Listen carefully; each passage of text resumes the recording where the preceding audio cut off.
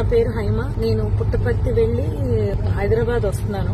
కర్నూలు దగ్గర మీకు యాక్సిడెంట్ అయింది కదండి. ఆ యాక్సిడెంట్ దగ్గర ట్రాఫిక్ జామ్, దూరంగా ట్రాఫిక్ జామ్ అయింది. ఎందుకు ఇంత జామ్ ఆగి ఉంది? సాధారణంగా అది ఆగే ప్లేస్ కాదు. ఆగి ఎందుకు ఉంది అని అడిగితే, నా పక్కన కూర్చున్నాడు కాబట్టి డ్రైవర్ కి తెలుసు. డ్రైవర్ అక్కడ కాలిపోతున్నట్టుంది మ్యామ్, బస్సు కాలుతుంది అక్కడ.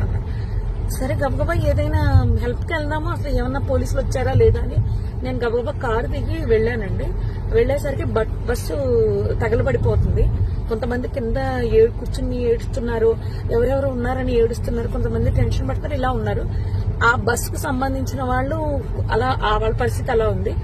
ఇంకా మిగిలిన వాళ్ళ ఫోన్లు అన్ని కూడా పాప అందులో కాలిపోయాయి. చాలా మంది దగ్గర ఏమి బయటకు వచ్చిన వాళ్ళ దగ్గర ఏమీ రాలేదు. అక్కడ ఉన్న మిగిలిన జనం అండి మొబైల్స్ తో వీడియోస్ తీసుకుంటున్నారండి. ఎవరైనా పోలీస్ కి కాల్ చేయలేదు. నేను కార్ దిగి వచ్చే హడావుల్లో ఫోన్ ఏమో కార్ లో వదిలేశాను. వర్షం పడిపోతుంది పక్క నుంచి. ఫోన్ టచ్ చేయడానికి కూడా ఎవరిదైనా అడిగి తీసుకుని టచ్ చేద్దామని వర్షానికి తడిచి అది పనిచేయట్లేదు.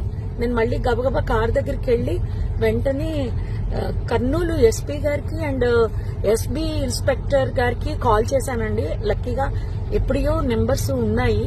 కాల్ చేస్తే వాళ్ళు ఇమీడియట్లీ రెస్పాండ్ అయ్యారు. వాళ్ళు రెస్పాండ్ అయిన కాసేపటికి రూరల్ సిఏ గారి బృందం అంట వాళ్ళు వచ్చారు. దాని ముందే ఫైర్ స్టేషన్ వాళ్ళు వచ్చేసారు.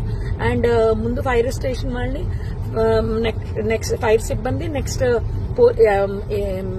అంబులెన్స్, పోలీసు వారు వీళ్ళందరూ వచ్చేసారండి. అప్పటికే ఒక ప్రైవేట్ వెహికల్ ఒక 6గురిని హాస్పిటల్ పంపించారు. నాతో ఇంకొక అతను ఎవరో హరీష్ అంట, ధర్మవరానికి చెందిన అతను. పాపం చాలా మంచి వ్యక్తి ఆయన కూడా. ఆయన ఒక 6గురిని ప్రైవేట్ వెహికల్ ఎక్కించి పంపించారు. తర్వాత వీళ్ళు వచ్చాక ఒక 5గురిని అంబులెన్స్ లో ఎక్కించడం జరిగింది. ఆయన తీసుకెళ్లారండి. ఆ తర్వాత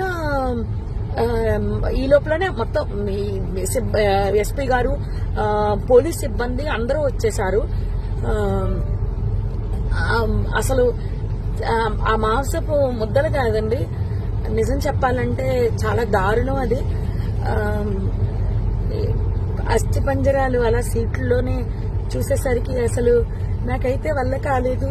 ఎవరైనా ఫ్యామిలీ అండి, చాలా ఆ ఫ్యామిలీ ఎంత బాధపడుతూ ఉంటారు. నేను అది తట్టుకోలేకపోయాను. వస్తూ అక్కడ ఆంజనేయ స్వామి గుడి దగ్గర ఆగిపోయి నదిలో మునగడం జరిగింది. నిజం చెప్పాలంటే చాలా బాధాకరం అండి. ఎవరు కాపాడడానికి అవకాశం లేదు. నిజం చెప్పాలంటే పోలీసులు రాకపోయింటే చాలా ఇబ్బంది పడిపోదాము. హెవీ ట్రాఫిక్ అండి.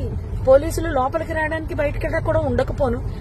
ఇన్ఫర్మేషన్ ఇవ్వడంతో క్లియర్ చేసుకుంటూ వస్తూ మొత్తం లోపలికి వచ్చారు. అంతా ఆఫ్ చేశారు, మంటలు ఆఫ్ చేశారు. జరిగింది అయితే ఇదండి. ఆ బస్ కిందనే బైక్ ఉండిపోయింది. ఆ బైక్ ని కొట్టేస్తే బైక్ అతను చనిపోయి రోడ్డు పక్కకి పడిపోయాడు.